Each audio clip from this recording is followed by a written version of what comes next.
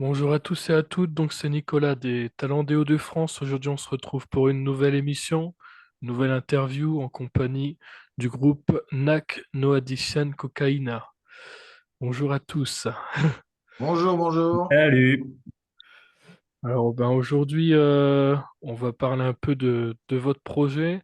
Donc là, dans un premier temps, ce que je laisse toujours les groupes faire, c'est tout d'abord se présenter en quelques lignes. Vas-y, Steph. Alors, pour la présentation individuelle ou présentation du groupe? Bah, du groupe. Du groupe, ouais. Alors, les No Additional Cocaïna, en fait, c'est un groupe qui a été lancé et monté en fait en 2002, à la base en fait par deux frangins qui sont Gauthier et puis Bertrand, qui je crois qu'ils viennent de se connecter à l'instant, qui étaient donc fondés en fait de quatre membres, donc Gauthier bassiste, Bertrand chanteur, il y avait donc un autre guitariste et puis un batteur à la base. Euh, Et donc un line-up qui a été lancé en fait en 2002 dans ce format-là, avec quelques évolutions derrière. Moi, j'ai rejoint le groupe effectivement en fait en 2003 pour remplacer le guitariste d'origine. Un batteur ensuite est arrivé également aussi dans à peu près la même époque. Et puis en fait, le groupe a pas mal évolué en fait depuis jusqu'à là. On a fêté nos 20 ans cette année. Euh, que dire après sur le style de musique, qui a toujours été un relativement en fait fusion avec énormément en fait d'influences différentes. Partons effectivement du grunge, hein, du stoner, vers aussi un peu des mélanges un peu plus hip-hop, je veux dire, un peu plus, ouais, un peu plus fusion aussi pour le coup. N'hésitez pas à intervenir, parce que j'en rate certainement aussi au passage. Il y a beaucoup à dire hein, sur le groupe. Ouais. Ouais, donc notre groupe, ouais, effectivement, c'est un groupe, on va dire, ouais, il est vieux, il a 20 ans. Qu'est-ce que vous foutez? Vous devriez faire les Zéniths. Bah ouais, sauf que il y a eu pas mal de changements de line-up, comme l'a dit Steph, et nous, on priorise surtout le projet avec des rapports de potes, quoi, et pas forcément des regroupements d'anciens groupes qui ont déjà bien fonctionné, etc. On a fait perdurer le groupe parce que finalement, le projet, on sent pas trop le besoin de faire un reset ou un reboot dessus et puis de repartir sur autre chose. On se dit que finalement, le message de base, il est toujours présent. Donc, on a gardé le même nom. C'est vrai que stratégiquement, c'est pas forcément idéal. Parce que si on aurait très bien pu redémarrer à chaque changement de line-up un nouveau concept et puis repartir à zéro. Bon.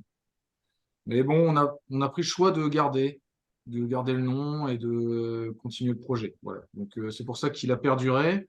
Après, c'est grâce au changement de line-up aussi qu'on a pu perdurer et qu'on a pu se renouveler aussi. Parce que aussi bien au début, on était plutôt rock, grunge. Après, on a plutôt dérivé sur du punk pur. Enfin, et ensuite, on est reparti sur de la fusion un peu plus poussée, voire limite un petit peu métal. En fait, en fonction de chaque nouveau membre qui venait apporter sa patte, quoi. Donc, on s'est nourri un peu de toutes ces nouvelles arrivées, de ces nouvelles influences pour enrichir, je veux dire, notre style. Voilà. Donc, D'accord, très bien. Alors, quelles sont vos influences musicales? pour le coup, c'est essentiellement les années 90. Donc, le premier, ça va être Nirvana. Je pense les Red Hot, les Rage, tous les groupes de fusion de l'époque, et puis des groupes punk comme Offspring ou d'autres NoFX ou ce genre de choses, quoi. Et aussi du rock, enfin, peut-être pas plus classique, mais des mêmes années. Je vois le chanteur, lui, aime beaucoup Noir Désir, enfin, c'est le genre plutôt Oasis ou ce genre de choses, quoi. Donc en fait, tous les groupes de musique des années 90, ça allait. Enfin, moi je vois Prodigy, ça m'a toujours hyper influencé. Donc c'est même de l'électro-rock. Enfin voilà, donc même Body Count ou voilà, Urban Dance Squad. Enfin plein de groupes de ces années-là. même Marcel et son orchestre, je dirais, euh, ou Massisteria. Enfin, tous les groupes qu'on voyait, nous, à l'époque. Euh, Moi, un groupe qui m'avait vachement marqué, mais qui était même limite plus accessible, c'était Pambanizia Circus. C'était des mecs qu'on pouvait côtoyer. C'était le cousin d'un de mes potes, tout premier guitariste. Et on pouvait les voir. Et moi, ça me faisait rêver de voir ces mecs-là qui jouaient avec Marcel, etc. Donc, c'est. Bon, les influences, je sais pas. Bah, après, Bébert ou Steph, vous pouvez dire, mais c'est essentiellement toutes ces années-là, entre 90 et 2000. Voilà. C'est ça qui a été complété un peu par le côté un peu hardcore aussi, ou Limp Bizkit, ce qu'on disait aussi et autres. On essaie effectivement un peu d'approcher aussi par moment dans les sonorités. C'est ça. Voilà. Très Voilà. bien. Alors du coup, on va parler également de votre dernier projet hein, qui est sorti bah, du coup maintenant l'année dernière. Si vous pouvez nous en développer un petit peu sur ce projet. Alors, le projet. C'est l'année dernière, on a commencé à attaquer l'enregistrement de notre troisième CD. Donc, si on compte pas les démos. Donc, on a fait deux EP. Donc, un EP en 2000 2012. 2012 ou 2013, ouais. Ensuite, un en 2015-2016. On a eu pas mal de changements de line-up après cette période-là. Et on a enrichi de deux morceaux enregistrés indépendamment, sans forcément être sur un support EP ou album. Et donc, on a fait ça donc entre 2016 et 2023. Et là, en 2023, on a commencé à réenregistrer donc, notre troisième CD, donc qui sera plutôt un LP.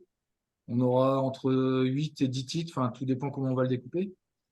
Donc un CD qui devrait faire une grosse demi-heure en fait.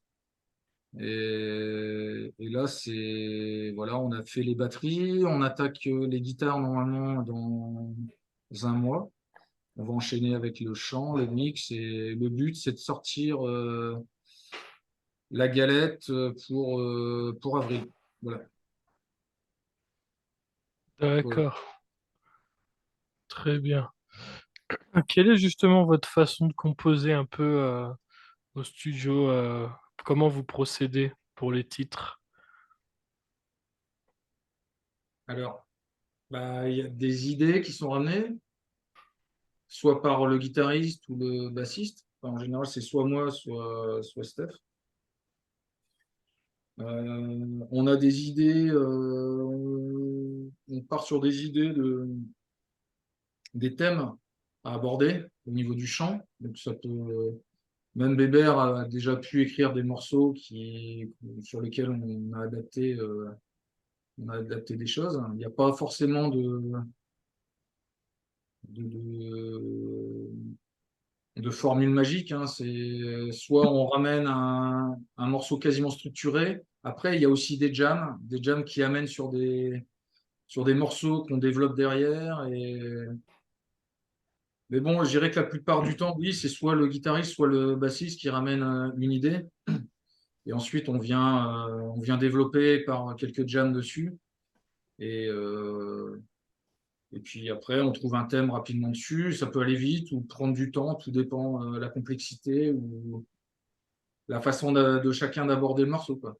Mais, il y a des- Généralement, les thèmes sont plutôt des expériences, donc liées au groupe ou à chacun. Et on est plutôt sur soit des tripes ou des thèmes qui nous importent au moment où le morceau peut être composé. Donc, C'est vrai ça que des peut, thèmes, donc on a des thèmes vraiment divers et variés. Il y a des expériences de vie, n'est-ce pas, Steph, qui sont compliquées parfois, qui en font des chansons. Et puis, non, ça peut être très léger comme un peu plus sérieux. Voilà, généralement, le style du morceau va avec, c'est-à-dire la fusion sera toujours un peu plus revendicatrice, un peu plus voilà, dans le défi, tandis que le punk sera beaucoup plus léger, on va dire, sur les thèmes. Oui, forcément, il y a des critiques sur la société qui sont évidentes et voilà, sur la nouvelle façon de vivre. La Virtual Slave, par exemple, c'est un morceau sur, voilà, sur la façon. Et pourtant, c'est un morceau qui est pas tout récent dans nos compositions, mais qui date de 2015, mais qui est tellement encore, qui est encore plus vrai maintenant. Donc, par rapport à cette critique de société, c'est bien, voilà. Et donc, c'est des morceaux, ouais, effectivement, qui sont un peu plus fusion. Des morceaux qui vont être punk, souvent peut-être un petit peu plus légers, et souvent qui sont beaucoup plus euh, réactifs par rapport à justement une histoire d'un soir, une histoire de, ouais, c'est des anecdotes qui sont transformées en morceaux, voilà. Et c'est vrai que ça a tendance plutôt à être les parties punk, les morceaux plus rapides, plus courts, plus basiques, et où il y a moins de changements de rythmique, d'évolution ou d'explosion. Voilà. Ça, c'est un peu plus réservé. Donc, c'est vrai qu'on a tendance, même pour nous définir, de dire, ouais, on est un groupe punk, fusion. On n'est pas un groupe purement fusion hip-hop rock. On est plutôt punk, fusion. Maintenant, on l'appelle comme ça, du beer punk fusion, parce que la bière est très présente sur nos thèmes, ou pour l'ambiance en tout cas de nos concerts. Donc ça, c'est notre côté punk, voilà, je pense. Mais, euh, mais oui, c'est un mélange de tout ça. Mais c'est parce que c'est des choses qui nous ont marqué quand on avait une vingtaine d'années, quoi. Donc on a gardé cette. Après, c'est dommage de se limiter qu'à un seul style. Pourtant, on a discuté avec plein de potes, des groupes qui tournent et qui vont plutôt aller dans une direction euh, en excluant peut-être certains types de musique pour vraiment arriver à avoir une lisibilité claire sur le style. Mais nous, on a un peu de mal. En fait, on a du mal à se passer du côté punk ou du côté fusion, du côté un petit peu métal ou du côté grunge ou du côté tout ça. C'est du côté funky parce qu'il y a toujours aussi un groove funky dans tout ce qu'on peut faire. Et tout ça, ben, on aime bien le conserver. Donc ça ressort plus ou moins sur certains morceaux, mais ouais. Donc on arrive à avoir des morceaux qui restent quand même assez variés en fait dans ce qu'on fait. C'est pas forcément des concerts. Les concerts vont pas forcément être hyper uniformes. Ils vont avoir des couleurs vraiment différentes. Mais Parce on que maintenant, c'est un maintient peu tout de même bizarre. une cohérence dans le son, déjà, pour lier les morceaux. Je veux dire, c'est pas un patchwork de tout et de n'importe quoi. Donc, il y a quand même un fil conducteur et un son et une ambiance qui est, qui reste la même, quoi, en fait. Ouais, c'est le message de base. C'est C'est ça. l'énergie à envoyer. Donc ça, c'est le but. Que ce soit sur du punk, sur la fusion ou même sur du grunge ou sur de l'électro, la base, c'est ça. C'est que ça pulse et que ça envoie. Donc, voilà. D'accord. Est-ce que vous savez d'où est venu le nom du groupe également? Oui, c'est l'anecdote.